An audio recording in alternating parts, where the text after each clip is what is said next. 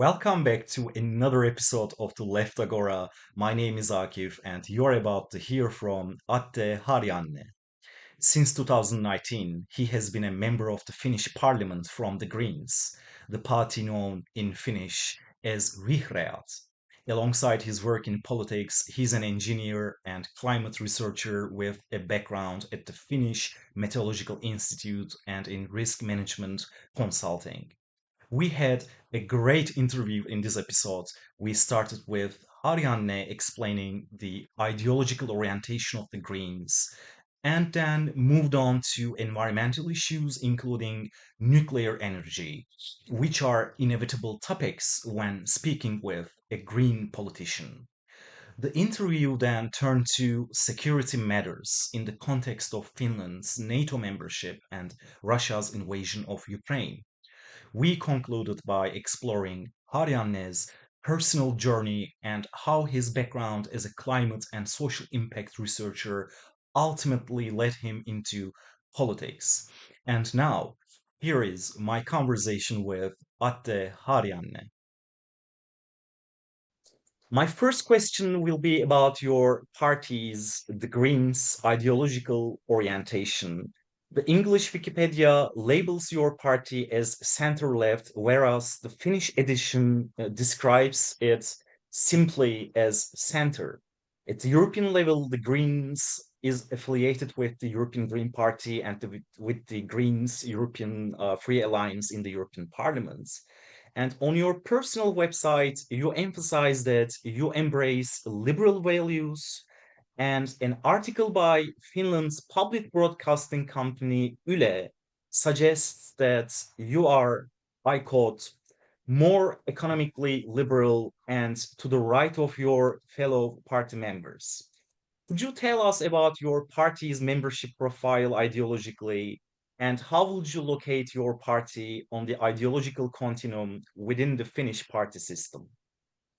Excellent question. Thank you.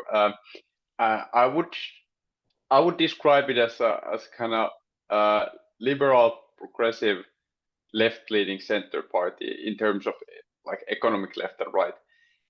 Now we know from our candidates in our elections and also from our voters, we know that there's kind of distribution of regarding from left to right, which the kind of the bulge. So the media, the kind of biggest share of the medium voter or candidate in our party is clearly on the left side on the axis, but unlikely compared to, for example, the Left Alliance, the clearly leftist party in the Finnish politics. We do have a distribution of we have candidates, high-profile candidates, and voters also who identify more to the right side of the spectrum. And I think it boils down to the institutional background of the party. So when the Greens were founded in the 80s in Finland, they also had they were kind of movement regarding environment, some social issues as well, where and a lot of the founding members were frustrated not only to the right but to the left in the kind of in the politics at the time. And then especially perhaps in the 90s when the party or young party got to the parliament for the first time, that laid a sense of pragmatism within the party. And in the Finnish politics, we've never had a success, or for in the modern times, we haven't had a successful big liberal party in the way in many other European countries we've seen. So the kind of values and the people who would perhaps fall into this category in some other European countries are distributed between us, some to the coalition party, some to the Swedish-speaking party, and so on. So I think there's a stance in ourselves. If you look at the outcomes and the positions, we are left-leaning, but in the identity of the party, the idea is that we are not locked in either left or right, but rather, well, what we say is not to the left, not to the right, but forward. I see. So it's a quite diverse membership in terms of ideological orientation of members. This is what I understand.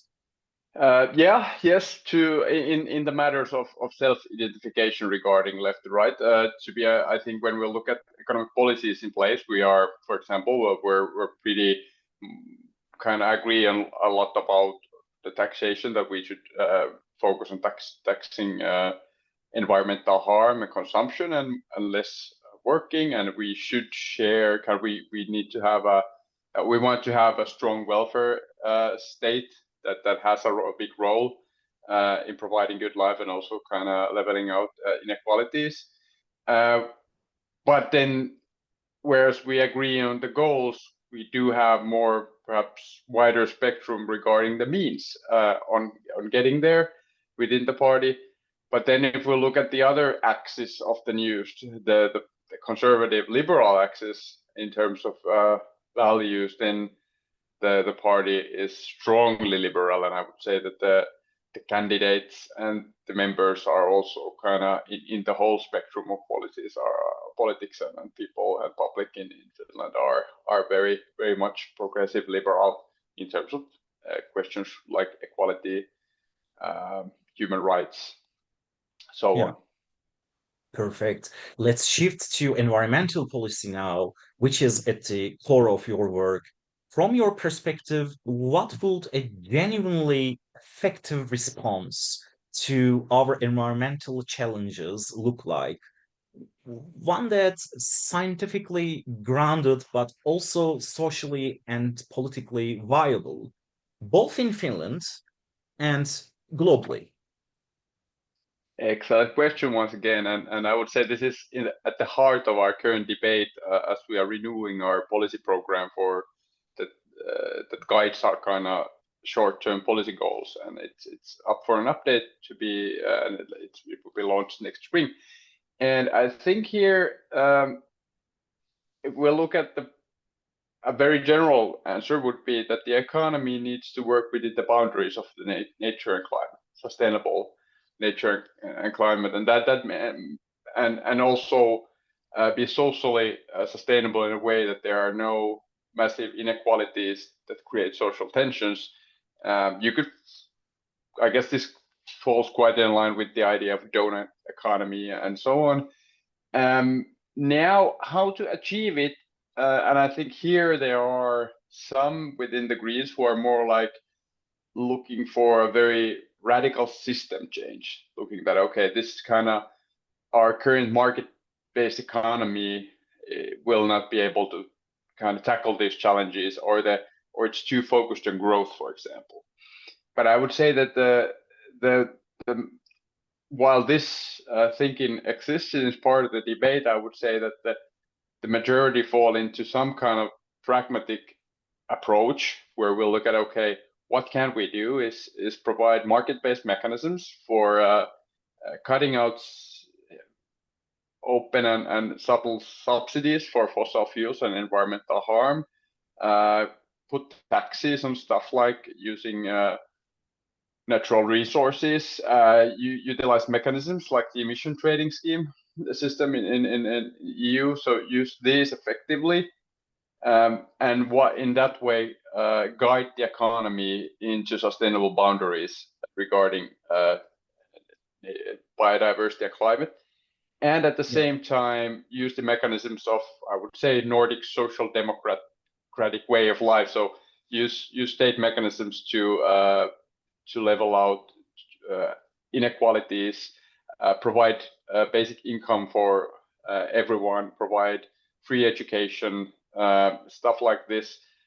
And in some instances, if the transition is way too rapid and hits someone's life in a kind of uncomfortable way, then use some kind of a tools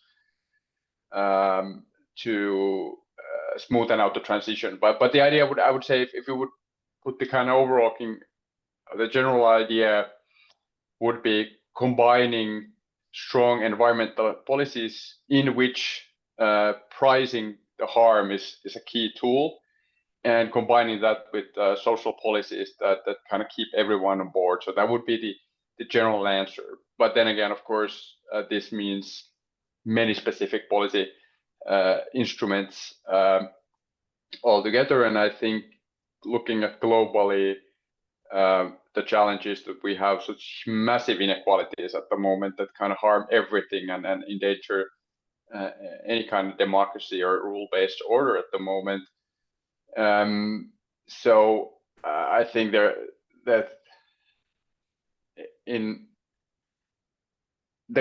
is a good question how to operate on national EU level and then a global level effectively. Although I think the answers per se are very similar. Yeah. Or And in the context of achieving environmental goals, how do you view the role of different energy sources, particularly nuclear power, which you have spoken in support of, as far as I understand from media articles? But could you please clarify your position on this, because it's an interesting one. Yeah. So look at the talking about the party. So the Greens in Finland. So last, I would say, 10 years have been a time of transition where we've switched our position or updated our position from opposing nuclear power to actually promoting it to some extent, or I would say neutral stance toward nuclear energy. Now, why did that happen? First of all, I think our anti-nuclear position has never been as tightly part of the institution as perhaps in some other European Green parties. So it's not a radical thing, and we've been pragmatic about it in policy making often. But the question, I think, what drive the change was that, again, going back to means and ends. So we want to run a fossil-free, sustainable welfare state, and that does require energy. And then we want to also be a science-driven party, so look at what the science says and be informed by that in our policy making, and looking at kind of real life options to run economy, a well-being economy. Then you start looking at different sources of energy, and each of them have their pros and cons.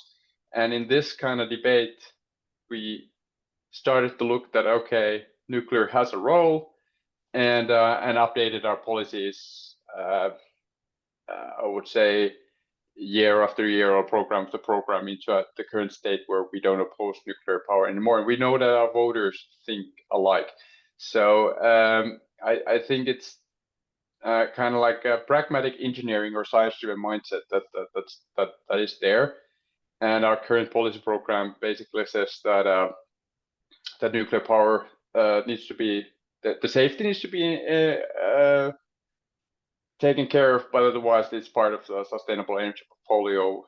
And for example, that we are optimistic about small modular reactors, and the nuclear regulation needs to be up to date to take into account different ways of providing it. So, but that's not against renewables. So we've been very much talking in favor of wind power, for example, and energy efficiency, of course, as well.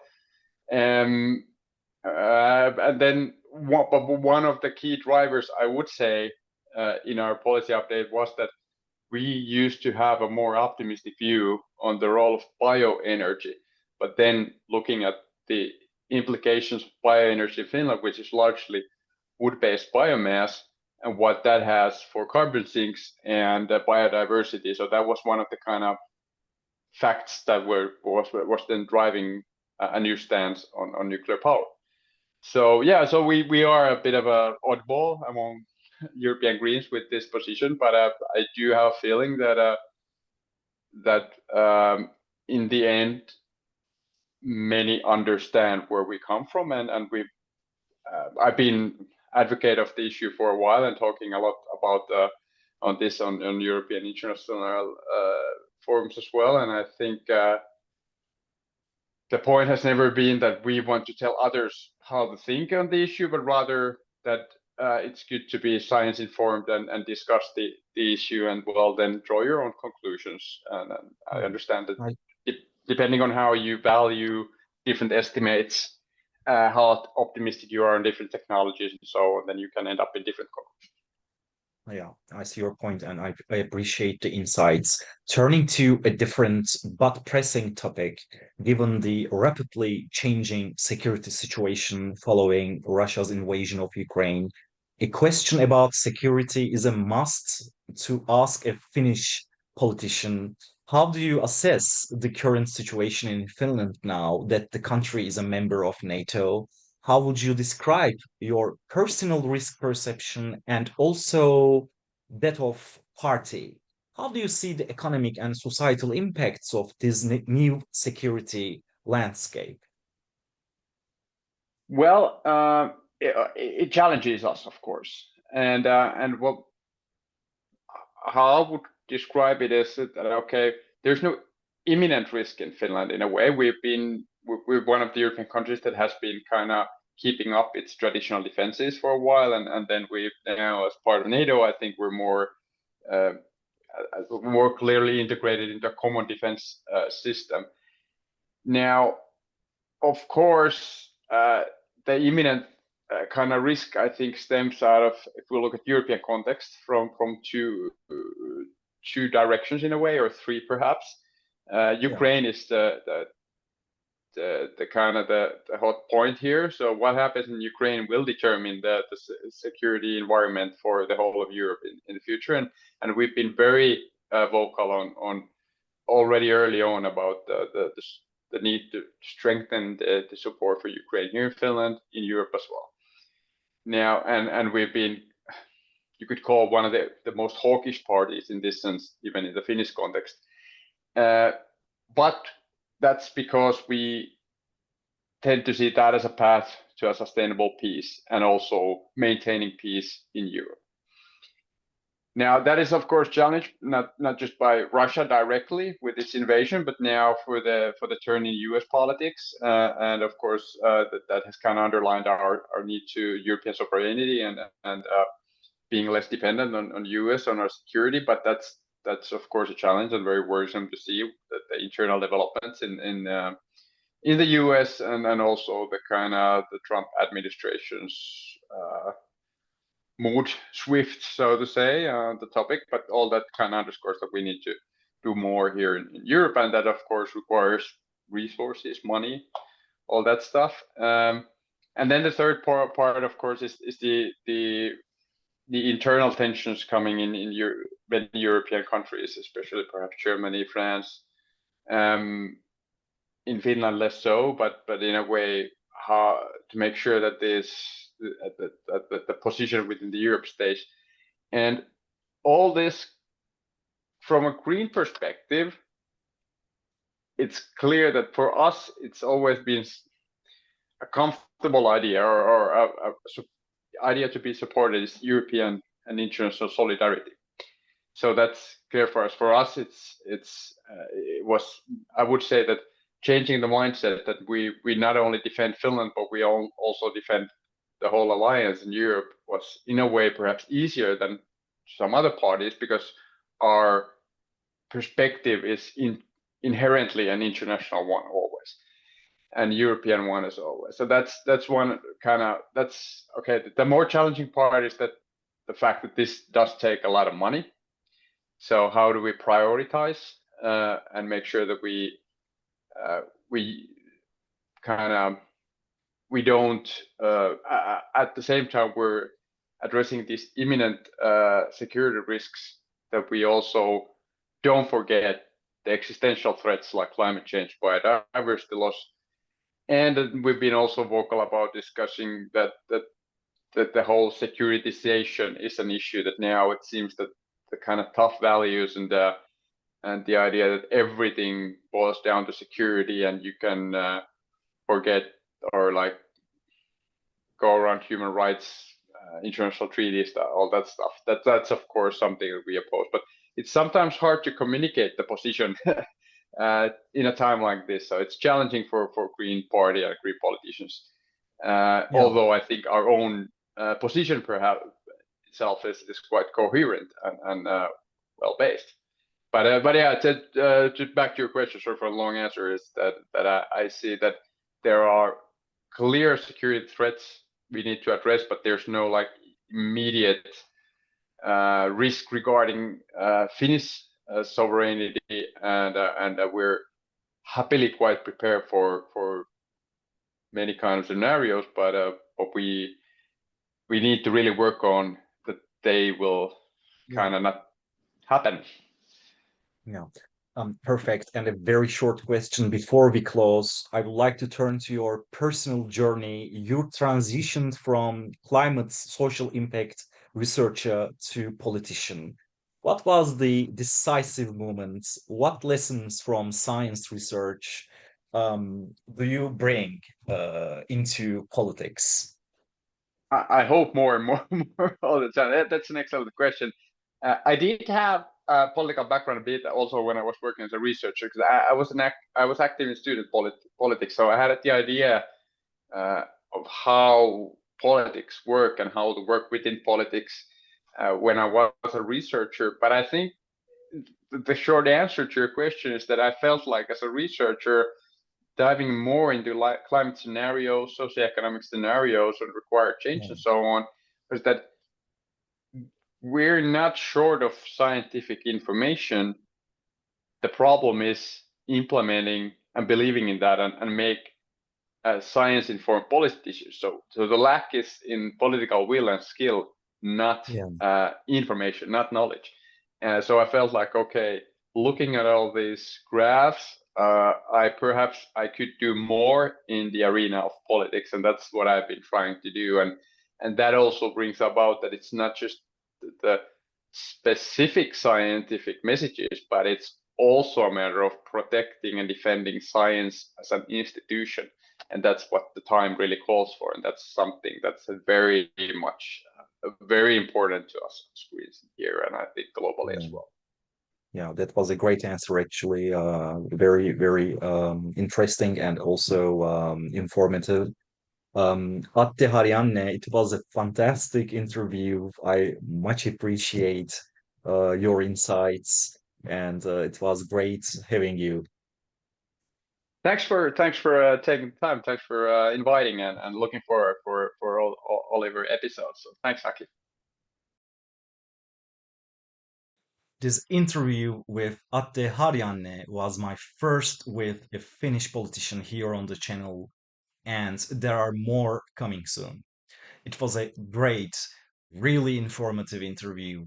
The Greens in Finland seemingly occupy a space that is not purely or traditionally left wing. But as the interview revealed, there are many points worth considering and plenty of common ground to discuss. Such a dialogue is healthy, useful, and genuinely interesting. What you just watched is a good example of that. For more interviews like this one, join me here at the Left Agora by subscribing to the channel. Until next time, let the Agora echo with new voices.